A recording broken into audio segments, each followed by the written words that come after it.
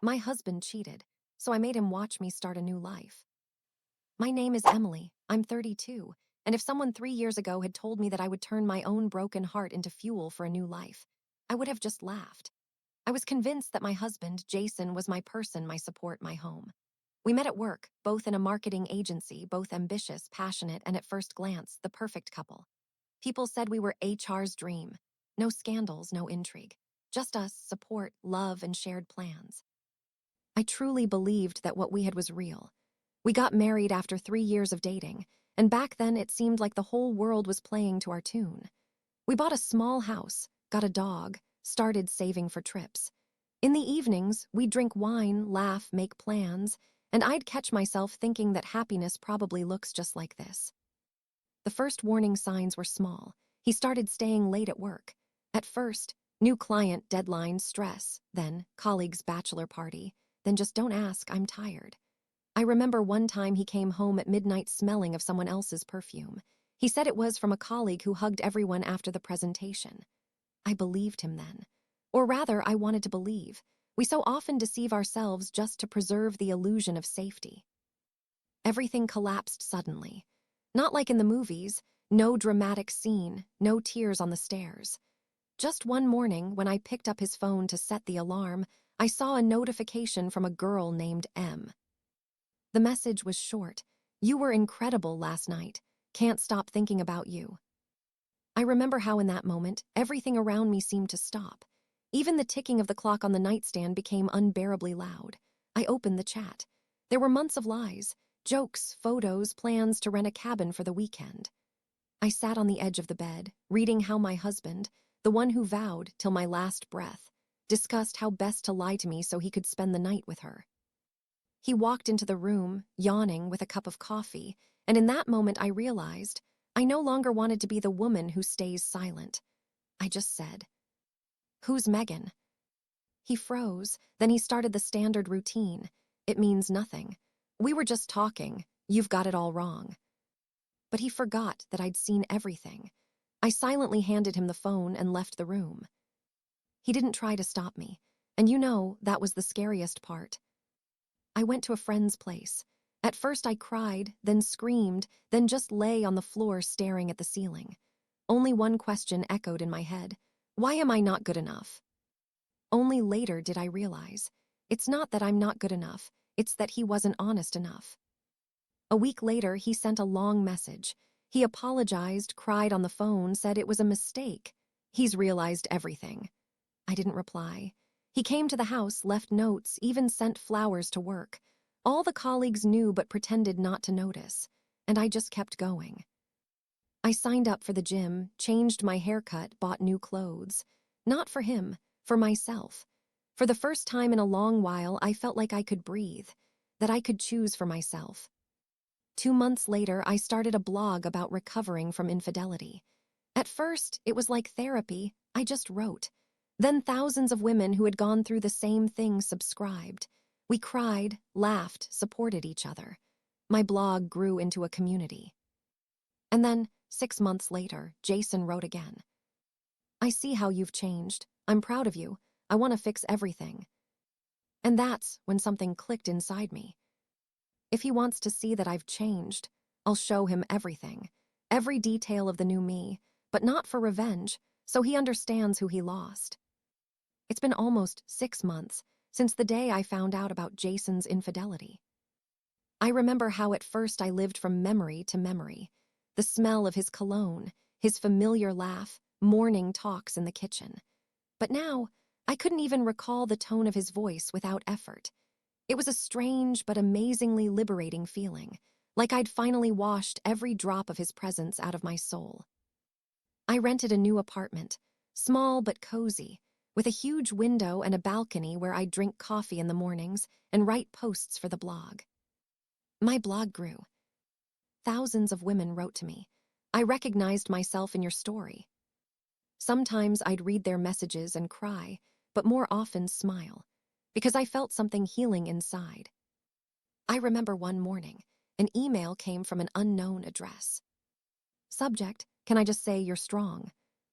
The email was just a couple of sentences. I stumbled upon your blog by accident. It's amazing how you write, honestly, without self-pity. It's inspiring, thank you. Signed, A. I didn't think much of it, but a couple of days later, he wrote again. Have you ever thought that pain is also a form of love, just turned upside down? That's how the correspondence started. He turned out to be a photographer. He traveled, shot documentary projects about people who had experienced loss or betrayal. And strangely, with each letter, I'd catch myself waiting for his reply. We started talking every day. No flirting, no pretense, just two people who understood each other's pain. A month later, he suggested meeting. I hesitated. Inside, everything screamed, "Don't rush, don't repeat." But I agreed. We met in a small coffee shop in the city center. He was tall, with warm eyes, without any showy charm, just calm, real. When he smiled, I felt like I didn't need to pretend anything. "I've read you like a book," he said, and I kept wondering how the story would end. "I don't know," I replied. "I haven't figured out the ending yet." He laughed. "Then maybe don't figure it out, just live." From that day, we started seeing each other more often. I didn't call it a relationship, it was just breathing. After storms and tempests, silence in which I finally felt at peace. And then strange coincidences began. One day, he mentioned that he'd seen my ex-husband. Seriously, I tensed up. Yeah, by chance at the mall. He was with some girl. I nodded, my heart didn't skip a beat, at all. And that's when I realized I'm free. The pain was gone, along with the love. A week later, Jason wrote himself. "I know you're happy. I see your photos, your projects, and I don't recognize you. I didn't think you could become this strong without me." I stared at the screen for a long time. Words like that would have shattered me before. Now I just smiled. Replied with one thing. "And I was always like this. It was just convenient for you to think otherwise." He tried again. "Maybe we can meet. I'm not asking for anything, just to talk." And I agreed. Not for him, for myself, to put the final period. We met at the same cafe, where we once celebrated our anniversary. He came with that same smug expression, as if expecting that I still held some weakness for him. But I felt nothing anymore. No anger, no pity. Just emptiness, light, like after a long illness. "You've changed," he said. "No," I replied. "I just stopped living for you." He tried to talk about chances, mistakes, fate. But I listened and saw a stranger sitting in front of me. Not an enemy, just someone from the past who once chose to betray. At some point, he asked, "Have you met someone?" I wasn't going to lie. "Yes." He looked down, and for the first time ever, I saw his mask of confidence crumble. "Does he make you happy?" "I make myself happy," I said quietly. "He just doesn't get in the way." After that, he left. No scene, no scandal, just left like I once did. But a couple of days later, our mutual acquaintances started messaging me. Turns out, he was posting on social media in the style of "true love always comes back," and even reposting old photos of us. I could have gotten angry, could have complained. But instead, I posted a new photo. Me at sunset, in the dress I bought myself the day I found out about his infidelity. Caption: "Some people lose you forever, simply because one day you decided to choose yourself." The photo blew up the blog. Thousands of women wrote that they felt the same. And my new man, Alex, just liked it and messaged me privately. "You finally look like you don't need to prove anything to anyone." And that was the truth. After that meeting in the cafe, I thought it was finally over. I was wrong. A couple of weeks later, strange messages started coming. Anonymous accounts wrote nasty things under my posts. "Typical woman, playing the victim. All for likes, you're probably to blame yourself. He probably cheated for a reason." At first, I ignored them. Then I found out these pages were linked to Jason's friends. He couldn't let go. He saw me rising, my blog becoming popular, me getting interview invitations, and it drove him crazy. And there was something almost ironic about it. When I lived for him, he didn't notice me. But now, when I chose myself, he couldn't stop watching. In those months, I didn't just live, I built a new version of myself. I launched a project for women who had survived infidelity, called it Phoenix. We gathered in online groups, shared stories, helped each other climb out of the pain. I told them that forgiveness isn't for them, it's for yourself. Because when you forgive, you're not saying it's okay. You're just stopping the past from choking you. The project grew so fast that I started getting offers from publishers. I was invited to write a book. And there I was, sitting in the kitchen, looking at the laptop screen, and in the title of the first chapter I wrote. He cheated, and I changed my life. One evening, almost a year later, I was coming home from a presentation of a new program. The phone rang. The number, familiar. Jason. I wasn't going to answer, but inside there was a strange feeling, like the story hadn't said its last word yet. I pressed accept. Hi, his voice was hoarse, uncertain. Hi, I said calmly. I saw your interview. And you looked happy. Because I am. He went silent, then said, I ruined everything. I get that, I just wanted to say that. I'm sorry deeply. Jason, I interrupted. You're not sorry for what you did. You're sorry that I'm not yours anymore. He sighed. Maybe someday we can start over. I smiled. No, because I don't want to start again from where I had to end. I hung up, and for the first time in a long time, I felt absolute peace. While I was writing the book, Alex became not just close, he became the one who doesn't pull you down. He didn't try to be a hero. He was just there when I fell from exhaustion, when I wrote at night, when I doubted. He didn't say, you'll make it. He just put a cup of tea in front of me and stayed silent. Sometimes that's the most important thing. When the book came out, it went viral. It was quoted, blogs and magazines wrote about it. And one day, I got an invitation to TV. Topic: How women find strength after betrayal. In the dressing room, I looked at myself in the mirror and thought how strangely everything had turned out. Just 2 years ago, I stood in front of the same mirror, crying with smudged mascara. And now, I'm ready to tell the world that pain isn't the end, it's the beginning. The interview went brilliantly. And that's when I got a message from Jason. I saw you, you've become someone, but I still don't understand why you didn't fight for us.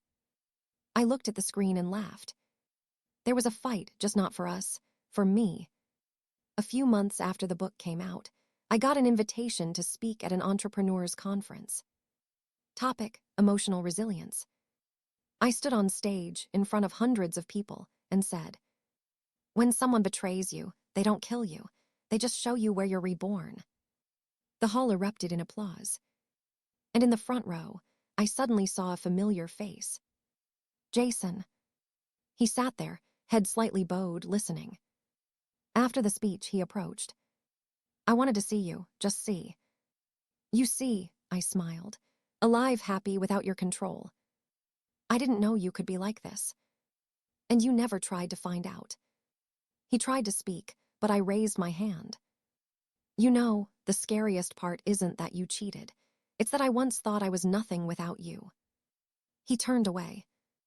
I'm sorry, he whispered. Already done. And I left. Not to show that I'd won, but because this was no longer my story.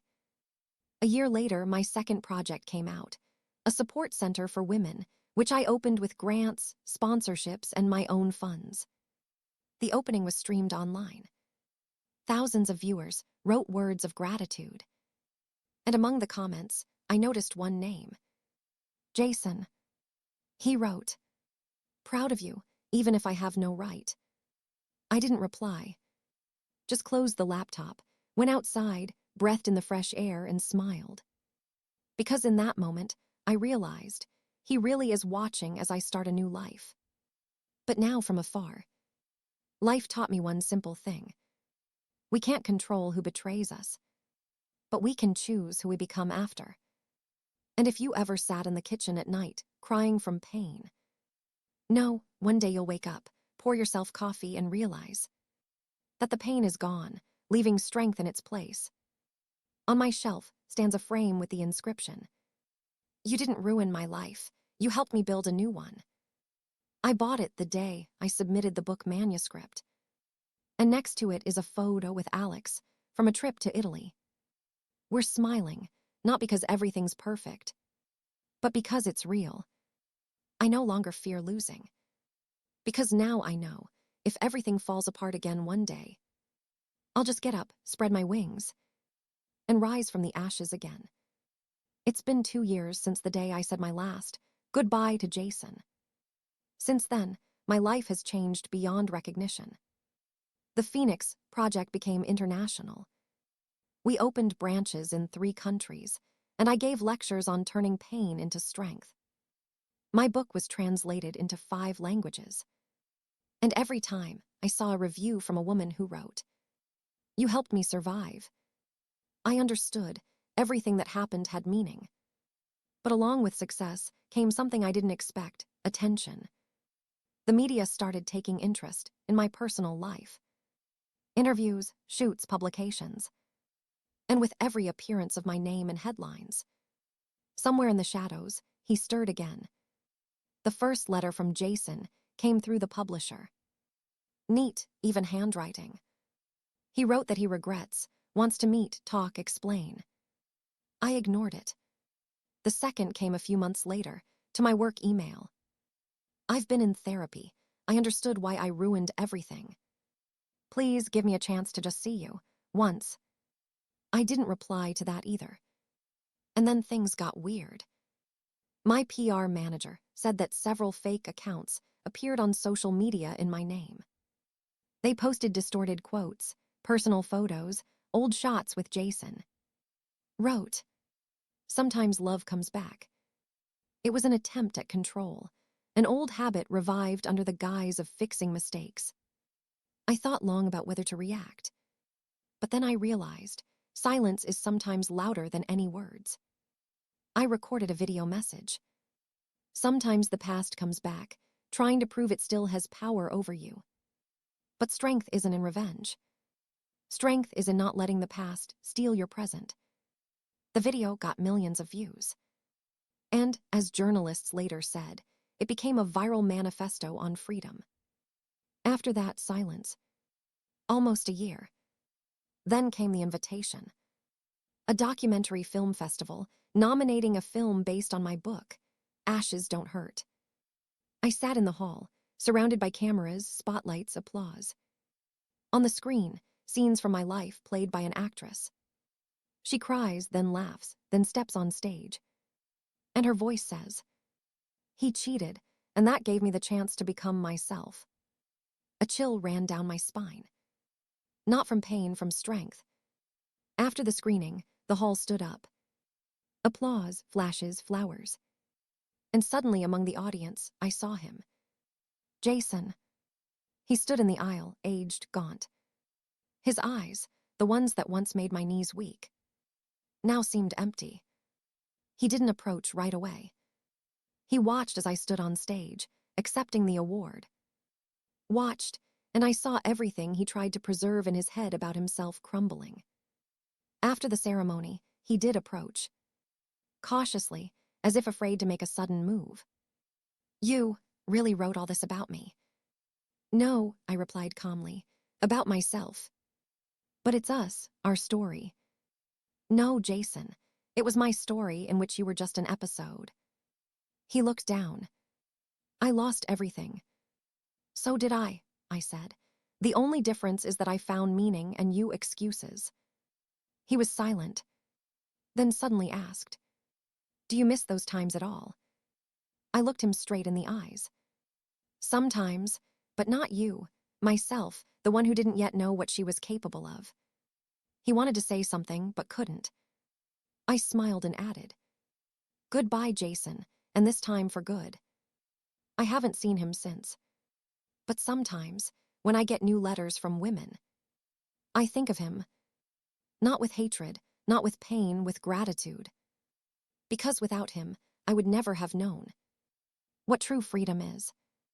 Another 3 years have passed. I'm standing on the terrace of the house I built myself. I hear Alex's laughter. He's playing with our daughter in the garden. She's my miracle, my victory over the past. On the shelf stands a frame. In it, a line from my second film. Revenge is when you become who they thought you were incapable of becoming. And now, as I watch the sunset, I understand. I didn't just survive. I was resurrected.